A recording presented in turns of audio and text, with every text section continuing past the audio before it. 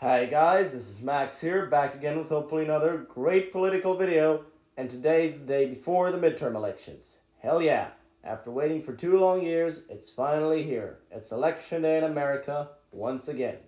And whoa man, what an exciting time. Actually, it's not that exciting. We have a pretty good idea of who's gonna win. It will likely be somewhat of a Republican wave here, but that doesn't mean it's going to be a Republican tsunami. Democrats will probably stand their ground in a couple of states, but that does mean Republicans are a little slightly favored, and we'll go through the safe states right now. So Hawaii, safe Democrat. California, safe Democrat. Oregon, safe Democrat. Illinois is probably going to be safe Democrat. That was a time where I thought it was going to be likely. Could still be within 15%, but for now we're going to leave it as safe. New York, Vermont.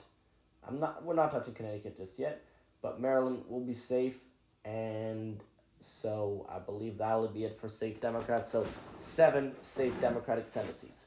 Now for the Republicans, we'll have Idaho.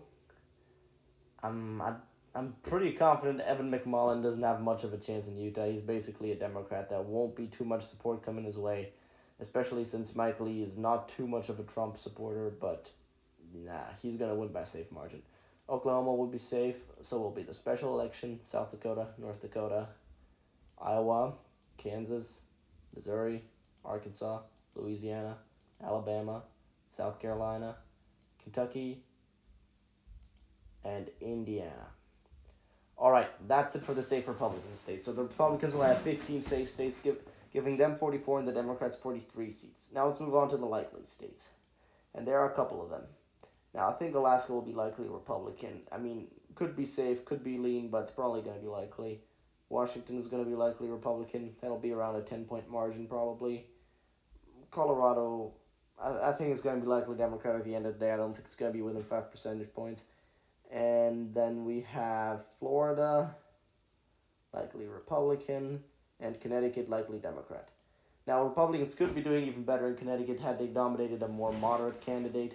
However, since it's a Republican wave year and the national environment's going to tilt towards the right, Connecticut will probably be a little closer, especially considering the fact that Ned Lamont, even though he's not as unpopular as he was 4 years ago, he's still not the most popular governor around. Now, let's move on to these states. And those are going to be interesting because they will determine control over the Senate. Those are the races to watch on election night, and those are the states that we generally classify as swing states. Now, lean Republican. Wisconsin, Ohio, North Carolina. I do feel pretty comfortable to say with almost complete certainty that those states are going to go right on election night. Wisconsin has a fairly solid incumbent, Ron Johnson, who maybe had a little bit of a struggle in the debate, but that has never really hurt him in the past, and he's standing on pretty solid feet there. Ohio, well, Tim Ryan did a real good job campaigning, and J.D. Vance really is not the most politically gifted person. He made some serious blunders for which Tim Ryan made him look bad. I mean, just look at the debate. J.D. Vance versus Tim Ryan. Ryan absolutely owned him. And a few years ago, this would have been a pretty solid win for Ryan. But by now, Ohio has just trended so much to the right, it will be very hard for any Democrat to win the state, including Sherrod Brown in 2 years. Now, North Carolina, Ted Budd's opponent is not really well known, and he has support from both more traditional Republicans and the Trump wing of the party. Therefore, that will also be a fairly easy win for him. Now, Democrats have one lean state, and that is New Hampshire.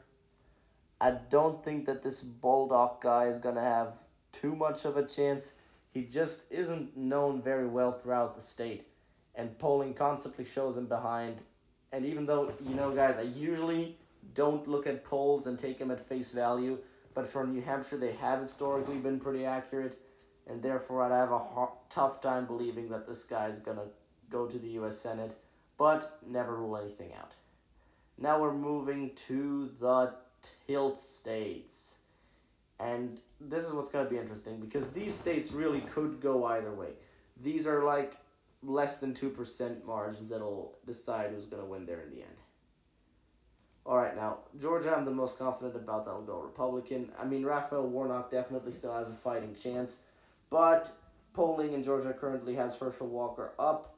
Herschel Walker is a Republican. It's going to be a more Republican-friendly midterm environment, and therefore I wouldn't be surprised if he ends up pulling it off in the end.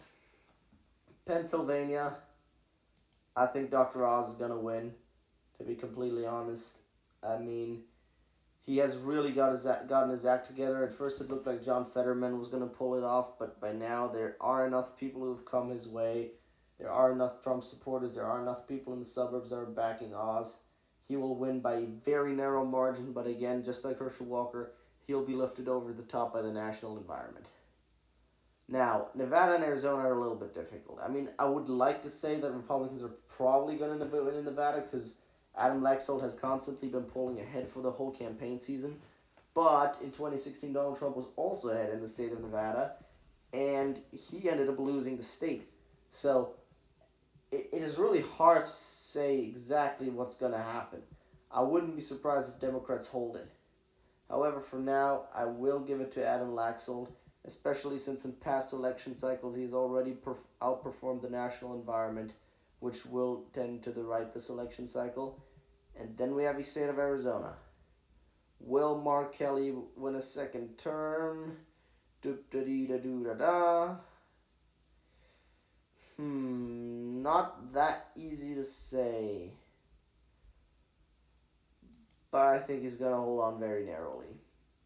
Now, the reason why I believe that is because Mark Kelly is much better funded than his opponent, and he is running against somebody who is really questionably electable. I mean, the guy he's running against is a pretty Trumpian guy who believes that the election was stolen or something like that, and that just doesn't pull well with most ordinary folks who are not Trump fanboys. Also, he has been dominating the airwaves. His campaign's got a lot more money, which really doesn't matter as much as it used to 10 years ago, but it still matters nonetheless, and I think that's going to lift Mark Kelly above the finish line in the end. However, in the final analysis, Democrats will have 48 and Republicans will have 52 seats in the next U.S. Senate, and this is what's going to be the map by state. And yeah, I'm excited to see what will happen in the 2024 congressional elections. But for now, that's what's going to happen, at least as far as I'm concerned. I hope you guys liked and enjoyed this video. Comments, subscriptions, whatever is greatly appreciated. And I hope you went to go vote today, because if you want to make sure that you can criticize your government, you should take part in its formation. Alright guys, see you later, bye bye, and let's check out how accurate I was after the election.